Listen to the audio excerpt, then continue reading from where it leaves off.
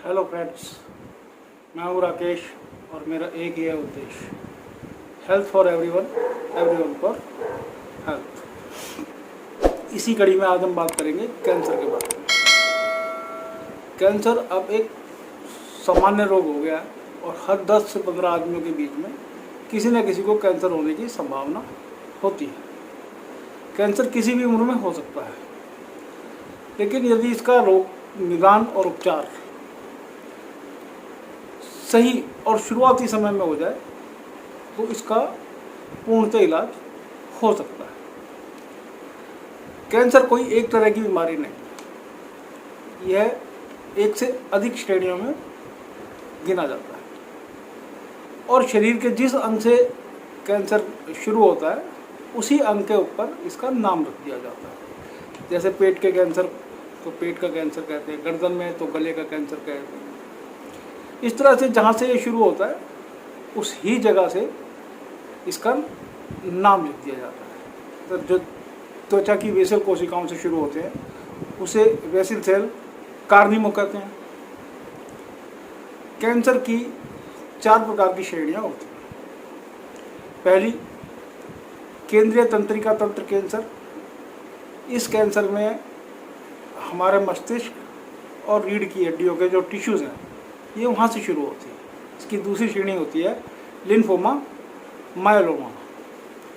यह हमारी प्रतिरक्षा प्रणाली की कोशिकाओं से शुरू होती है। तीसरी होती है ल्यूकेमिया। यह रक्त बनाने वाली जो अस्थिमज्जा, बोन मीरो जिसको हम बोलते हैं, जैसे ऊतकों से शुरू होता है और असामान्य रक्त कोशिकाओं की भारी मात्रा में उत्पादन और रक्त के प्रवेश का कारण बनता है। और चौथी होती है कार्सिनोमा। ये कैंसर त्वचा में उन टिश्यूज़ में उत्पन्न होता है जो हमारे आंतरिक अंगों के स्तर या आवरण बनते हैं। कैंसर को सामान्य भाषा में समझना है तो इस तरह से समझ सकते हैं, जैसे शरीर के कुछ सेल्स का गैर जरूरी तरीके से बनना और लगातार बढ़ते रहना। इस वजह से शरीर में एक या अनेक गांठें बनती हैं। ये गांठें उन गैर जरूरी सेल्स का झुंड या गुच्छा होती है जो लगातार बढ़ती रहती हैं और हमारी बॉडी टिश्यूज़ को नुकसान पहुंचाती है। अब बात करते हैं इसके लक्षण के बारे में। कैंसर के लक्षण इस बात पर निर्भर करते हैं कि किस व्यक्ति के शरीर में किस हिस्से में यह बीमारी हुई है, लेकिन कुछ लक्षण ऐसे भी है जो हर कैंसर मरीज के अंदर दिखाई दे जाएंगे। उसके लिए चाहे उसे कोई सा भी कैंसर हो, जैसे थकान, लगातार खांसी, सांस लेने में दिक्कत, त्वचा में गांठ का महसूस होना, किसी भी चीज़ को खाने या निगलने में दिक्कत होना, यूरिन संबंधी परेशानी होना, त्वचा का रंग बदलना जैसे लाल होना या काला पड़ जाना या पीला पड़ जाना, इस तरह की आवाज़ में भारी बनाना, जोड़ों में मांसपेशियों में बिना किसी कारण के दर्द बना रहना, रात के वक्त बुखार आना या बहुत ज़्यादा पसीना आना, ये इस तरह के लक्षण हैं जो कैंसर के शुरुआती लक्षण। अभी हमने बात की इसके लक्षण के बारे में, इसके कारण जैसे शराब पीने से सांस की नली में, भोजन की नली में या तालू में कैंसर होने की संभावना होती है। धूम्रपान, बीड़ी सिगरेट पीने से मुंह में, गले में, फेफड़ों में, पेट में या मूत्राशय में कैंसर होने की संभावना होती है। तंबाकू, पान सुपारी, पान मसाला, गुटखे, तंबाकू आदि से मुंह में, जीभ पे, खाने की नली में, पेट में, गुर्दे में और अग्नाशय मतलब पैनक्रियाज में कैंसर फैलने की संभावना बनी रहती है।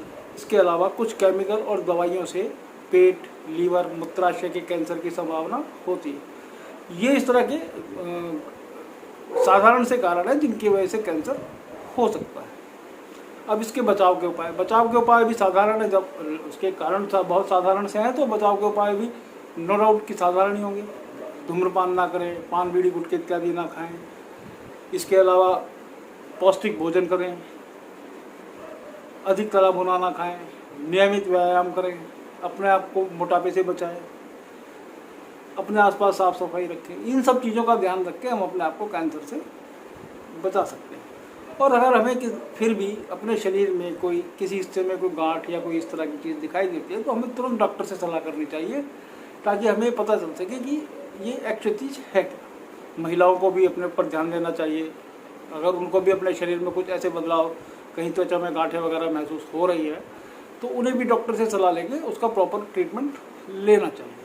अगर आपको ऊपर बताए गए लक्षणों में से अपने अंदर कुछ दिखाई दे जो आपके लाइफ स्टाइल या आपके काम करने के तरीके से नहीं जुड़ते हैं तो और लंबे समय तक आपको नज़र आते हैं तो आपको तुरंत डॉक्टर से सलाह लेके उसका उपचार कराना चाहिए, क्योंकि डॉक्टर को ही पता है कि किसी भी व्यक्ति में कैंसर के क्या कारण, क्या सिम्टम्स डेवलप हो सकते हैं और इसी के अनुसार डॉक्टर आपको गाइडेंस देते हैं।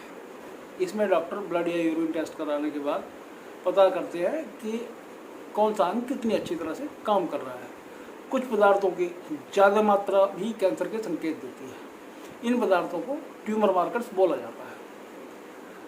कैंसर जांच के लिए केवल प्रयोगशाला जांच पर ही भरोसा नहीं किया जा सकता, इसके लिए कुछ इमेजिंग टेस्ट भी कराए जाते हैं और वो इमेजिंग टेस्ट इस तरह से हैं जैसे x-ray, CT scan, radionuclide, MRI, PET, ultrasound.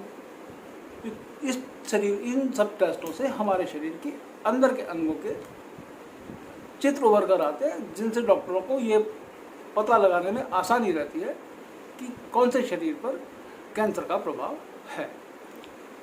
तो इन सब चीज़ों से बचाव के लिए तरीके तो बहुत साधारण से है कि आदमी अपनी रोज़ाना की ज़िंदगी में जो बीड़ी, सिगरेट, तंबाकू, गुटखा आदमियों का इस्तेमाल करता है उसे छोड़ दे। तो ये थी कैंसर के बारे में वो छोटी छोटी सी जानकारियाँ जो मैं समझता हूँ कि आज की डेट में आदमी को इतनी रेडी रेकनर तो होनी ही चाहिए कि वो अगर कोई इस तरह के सिम्टम्स नज़र आए तो उसको पहचान सके। ये थी आज की जानकारी कैंसर के बारे में।